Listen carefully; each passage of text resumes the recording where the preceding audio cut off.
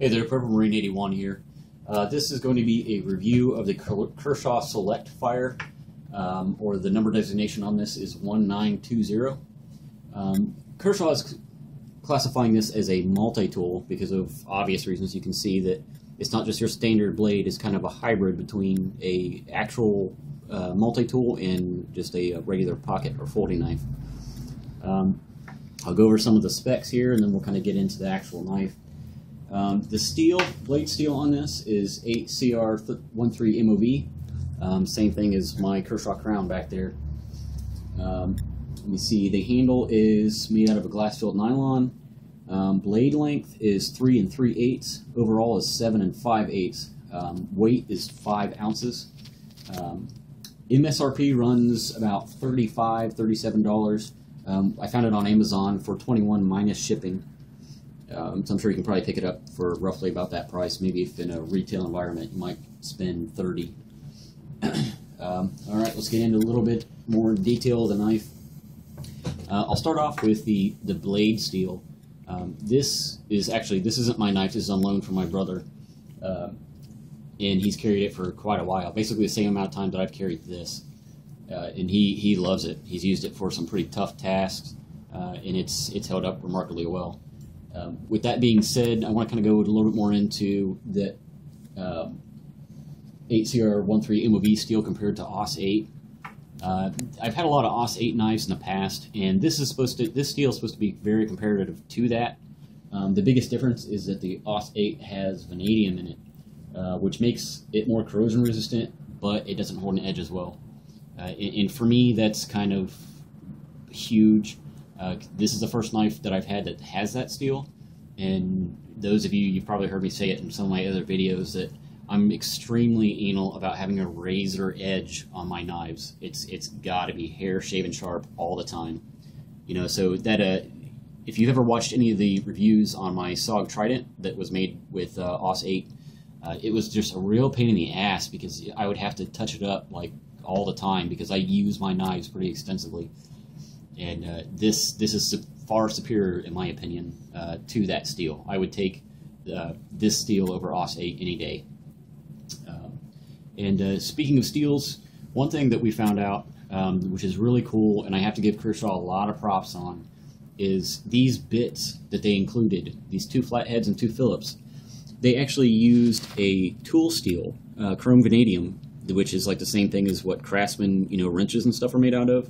They used that same tool steel for these, not just some cheap, stainless, which they very well could have done, because of the price point. I mean, it's relatively inexpensive. That probably ate into their profit margin on this multi-tool quite a bit just to do that. So I really got to hand it to them. That's a nice touch there. It goes to show a whole lot about Kershaw and the quality of products that they try to put out there. The blade, as you can see, is partially serrated. It's almost like a clip point. Pretty sharp, not like razor sharp, but it's had some use to it, so you kind of expect that. It is liner locked. Let me get this folded in here. It is liner locked. It doesn't have a full steel liner. They hollowed it out, as you can see, like where these tools are at. Save weight because it is already at 5 ounces with these bits inside it. Let me see the belt clip.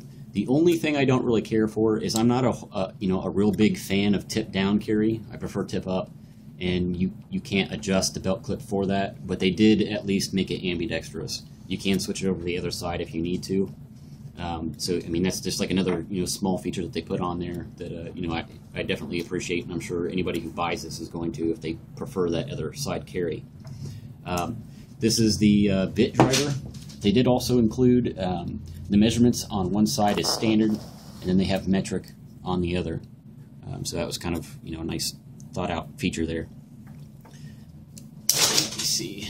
The blade deploys pretty quick. As you can see, it's pretty fluid. It's not assisted opening, so I mean that deployment is pretty good for not being assisted. It fits pretty good in your hand. You can see that they've notched this out to make it a lot more ergonomic. It really, your hand just kind of rolls right into it. I would have liked to have seen some jipping on the spine. You know, I mean, you can still get a good purchase on it, but I prefer jimping on all of my pocket knives. Let me see anything else on that. These slots, I'll go ahead and just put these in there so you can kind of get a good visual aid of this. Where this holds all the bits inside it. These are all spring-loaded, so it'll retain that pretty good. That kind of popped out there a little bit, but so far no issues on it. The springs look like they're pretty well made. They're relatively thick, so you probably wouldn't have to worry about these breaking or going out on you anytime soon. But that's about overall the review for that. Now I'm going to kind of get into comparing this to typically what I have as far as like my EDC. I will carry a multi-tool like this Gerber Crucial here, and then I'll also carry a designated just folding knife in my other pocket because I like having, you know, a full blade on me, but I do like having the capability of a designated multi-tool on my person also. So I mean, you can kind of see where instead of having to carry both of these items, you get a little bit of both of the best worlds with just this, which is really cool because I've never seen a knife manufacturer do this. Granted, you don't have the pliers in it, but I mean, if that's something that you're willing to compromise on, this is an excellent choice for that. Plus, you know, you got to figure the weight issue. This is only 5 ounces with everything included, which has got a little bit of heft to it, but it's not, you know, 5 ounces isn't that bad. I don't know off the top of my hand. I'd have to go and look for you. I'll put it in annotations if I do find it. But the combined weight of both of these, carrying both of these, and this is still a relatively small multi-tool, I'm sure is going to well exceed this. So, you know, as I said, if you don't mind making that compromise and not having a pair of pliers on you, this will do everything that this can do, with some extent. I mean, it doesn't have a bottle opener on there, but I don't even really use that often. While I'm on the subject of this multi-tool, I'll just throw a little tidbit in there. I've already done a review on this, and I had something happen a couple weeks ago that I was really kind of disappointed in. The wine opener, the corkscrew that comes on this, snapped off. I don't know if you can really see that there. This is where it was. I only used it twice, and the second time of trying to use it, it just broke it right off. Which that's pretty much unacceptable in my opinion. You know, I mean, the tool is there to be able to be used. If it can't perform that function, you know, yes, I can see maybe after, you know, 50 uses or something and it breaking, you know, okay. But second time using it, come on, that should not happen. You know, Gerber needs to really reevaluate whatever steel that they used for that particular tool, and kind of, you know, fix that, because that's not cool at all.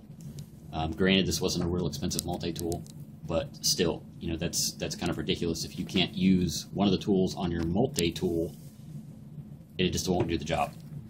So there's a little bit of criticism. That's about the only criticism I do have of this tool, honestly. I've used the dog shit out of it, and it's held up remarkably well, with the exception of that one failure. But there you have it. There's kind of my thoughts on it, and the review on this Kershaw Select Fire. As always, thanks for watching. Purple Rain 81 out.